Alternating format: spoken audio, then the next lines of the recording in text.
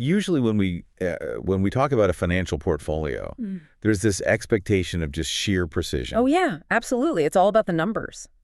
Right. You put money into a retirement account, and the monthly statement arrives, and, well, the financial planner points at a graph and says, there it is. You grew by 4%. It's highly visible. You can track the exact trajectory of your decisions over time. Yeah, but then you step into the world of your daily spiritual life, and suddenly that dashboard goes completely dark. Completely dark, yeah. You're looking at this ledger of your time and your energy and your attention, and it is almost entirely invisible.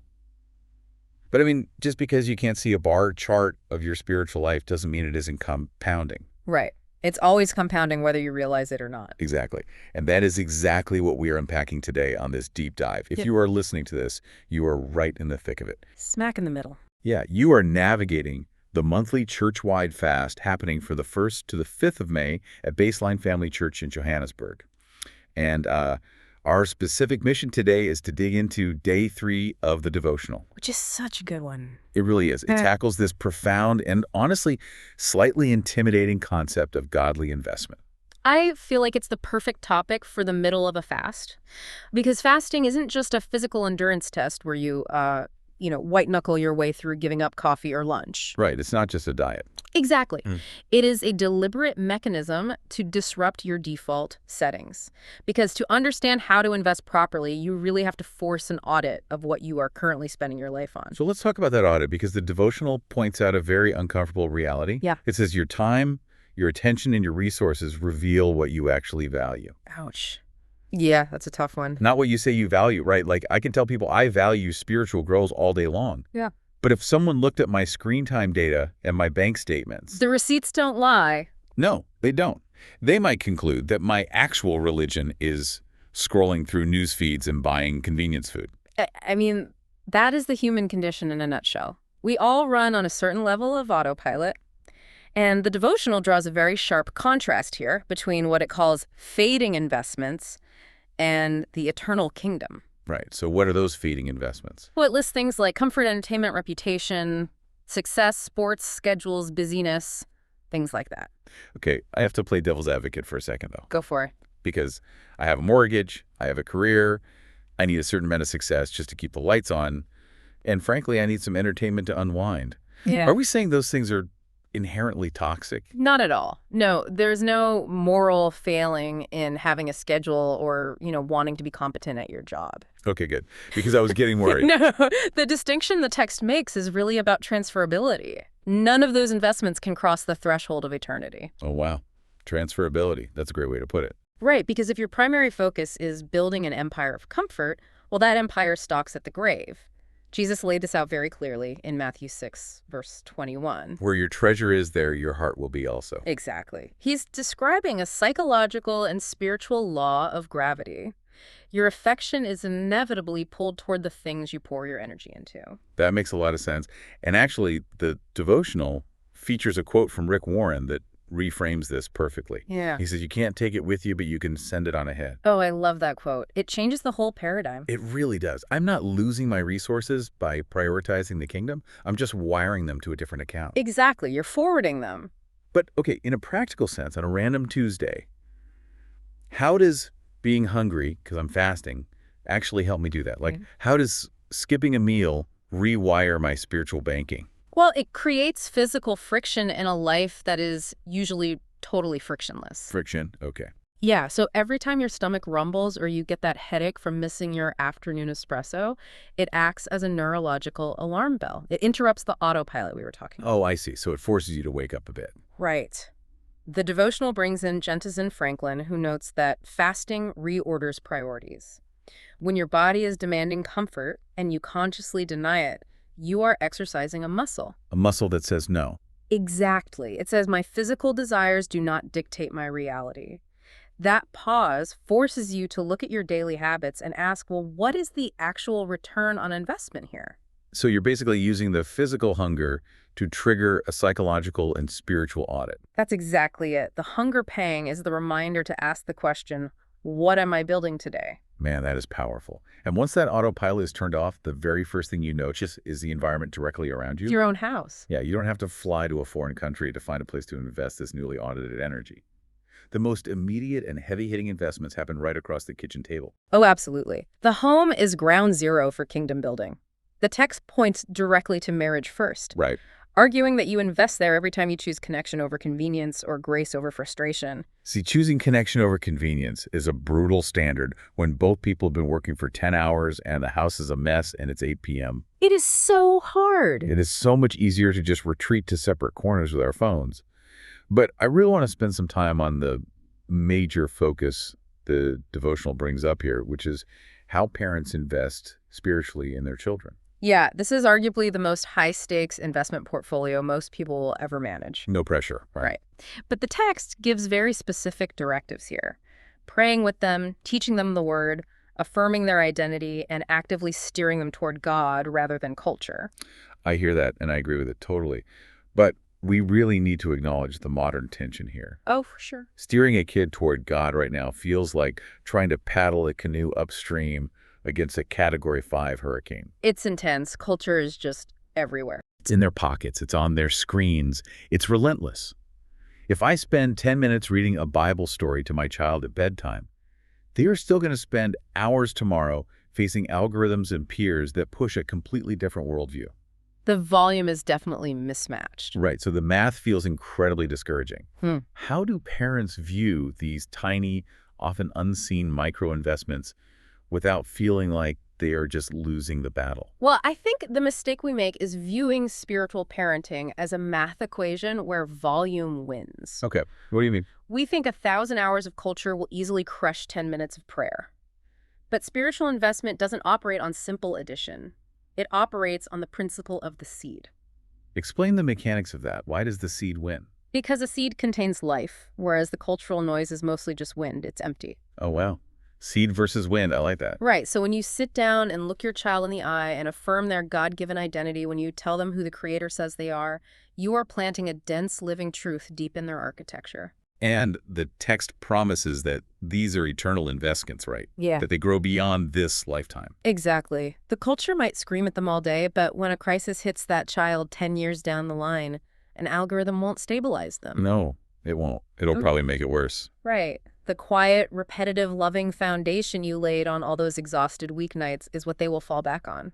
So it's less about competing with the volume of the culture and more about establishing their baseline reality. Exactly. It's the difference between building a fast, visible house of cards, which is what the culture offers, and slowly growing an oak tree underground. Yeah. True kingdom building in a family rarely looks cinematic. It looks mundane. It's choosing to pause and pray with your kid on day 3 of a fast when you are just running on empty. You might not see the result that afternoon, Yeah. but you just laid a foundational brick that culture cannot easily dismantle. Beautifully said. That is incredibly encouraging for anyone feeling depleted today. And the incredible thing is that this investment strategy doesn't stop at your front door. No, it ripples out. Right. The devotional pushes us out into what I think of as the unmapped frontiers of our public lives, our workplaces, and our church. Well, workplace is fascinating because the text highlights showing integrity, excellence, compassion, and Christ-like character. It argues that this literally shapes your environment. There is a line in the devotional that absolutely stopped me in my tracks.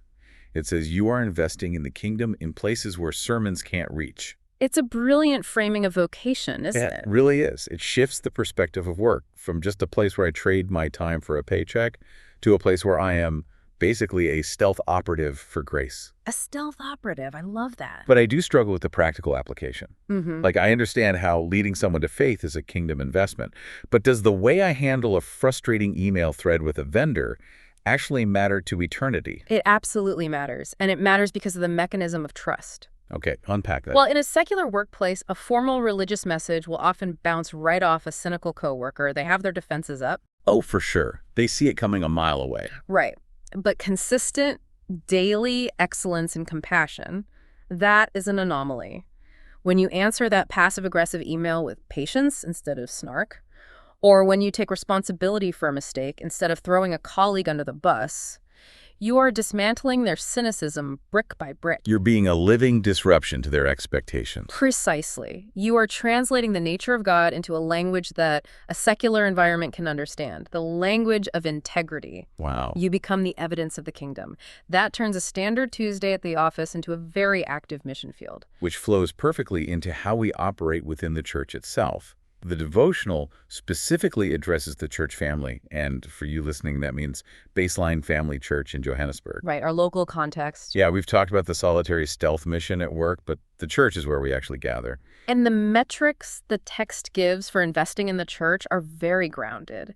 It mentions things like attendance, serving, giving encouragement, and faithfulness. And it anchors this in 1 Peter 2, verse 5, which says, you also, like living stones, are being built into a spiritual house. Such a classic verse. It is, Yeah. But I've heard that verse 100 times, and applying the lens of investment to it really changes the texture of it for me. How so? What changes? Well, normally, volunteering at church can feel like doing a chore. You hand out bulletins or you help in the parking lot, and it just feels like you're keeping the event running. Right, it feels like logistics. Exactly.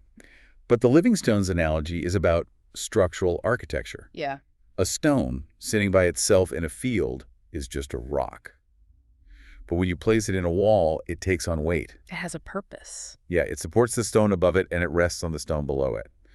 By investing your time in the church family, you aren't just doing a task, you are offering yourself as a load-bearing structure for someone else's faith. That is the exact mechanism Peter is describing. When you encourage someone in the lobby who is having a terrible week, you are holding up their weight. You are literally becoming part of the eternal architecture of what God is building in your city.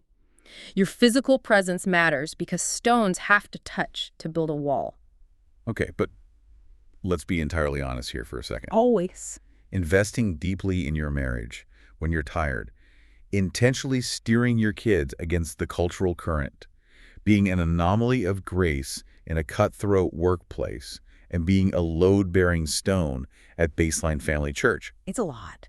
That requires a massive amount of energy. You just can't run that kind of output on a depleted battery. You can't. You will burn out. Yeah. And that is why the devotional brings us to the internal engine.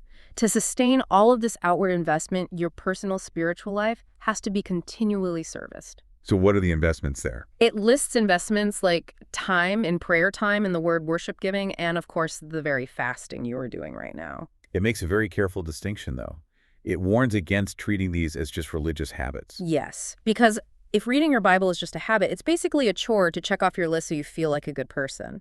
Check the box. I did my reading. Exactly. But if you view it as an investment, you realize you are actively fueling the internal engine that makes all those other outward investments possible. Every unseen act of obedience, every moment spent in God's presence is a deposit. And God sees it and turns it into something eternal. Which brings us to perhaps the most intense part of the entire devotional. The fire testing. Yeah, it references the Apostle Paul in 1 Corinthians 3, verses 12 to 15. Paul talks about building our lives with different materials, and he says those materials are going to be tested by fire. It's a sobering thought. Very. He contrasts eternal materials like gold and silver with fading materials like wood, hay, and stubble. I have to admit, reading this gives me a huge spike of anxiety. Oh, yeah. The idea of a fire testing your life's work is confronting. It feels like a massive guilt trip waiting to happen, to be honest. Like if this fast is doing its job, and I'm realizing that for the last 5 years, I've been heavily investing in my reputation and my comfort. Which Paul would call wood and hay. Exactly. So how do I not just drown in regret? If the fire burns up the wood, doesn't that mean I've just wasted half a decade? How do we deal with the discomfort of realizing our portfolio is full of highly flammable material? You deal with it by understanding the nature of the fire Paul is talking about. It's metallurgy. It's not punishment. Okay. Melody. The fire isn't there to destroy you. It's an assaying fire designed to reveal what is pure. And more importantly, the tension you feel right now isn't condemnation. It's revelation. Meaning what exactly? Meaning the Holy Spirit is giving you the clarity to see the wood and hay for what it is while you still have time to change the material. I see. Yeah, the fast you're on right now isn't meant to make you wallow in the receipts of a few years ago. It is a gracious, open invitation to start building with gold and silver today. Because you can't change what you spent yesterday's energy on, right? Exactly, but you have a fresh allocation today. Odds. God honors the pivot. When you recognize the fading investment and choose to redirect toward the eternal heaven, rejoices over that pivot. God honors the pivot. Yeah. I love that. That entirely diffuses the anxiety for me. You just have to look at what you are holding in your hands right now. Your only responsibility is the next brick. We've covered a massive amount of ground today. We started by acknowledging the inescapable reality that we're always investing something. Constantly. And the friction of this fast is what snaps us out of autopilot, so we can audit those investments, choosing the eternal over the fading. And from there, we looked at the closest radius of investment, which is the home, opting for the hard work of marital connection and trusting the slow compound interest of speaking God's identity over our children. Knowing those seeds outlast the cultural noise. Absolutely. Then we stepped out the front door, realizing that our integrity transforms the workplace into a mission field where sermons can't go. And we saw that showing up for the church family makes us structural load-bearing stones in God's house. And we secure all of this by fueling that internal engine. Engaging in prayer, the word, and fasting not as religious checklists, but as the fireproof materials that survive eternity. The devotional leaves us with a brilliant summary. It says, invest in what heaven values. Wait, let me just read the whole quote. Yay. Invest in what heaven values. Every investment you make in God's kingdom becomes a brick in eternity. It grounds this entirely in Jesus' words in Matthew 6, verses 19 and 20.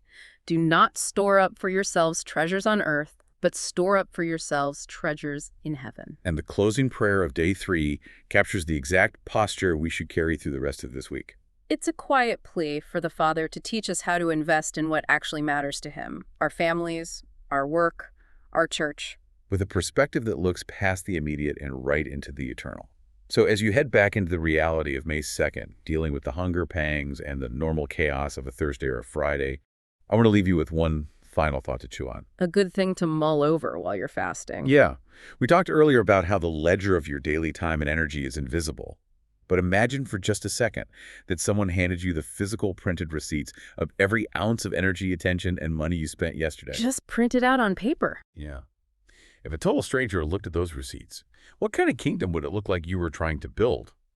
As you continue this fast today, remember that yesterday's ledger is closed. But the materials are ready, and the very next brick is entirely in your hands.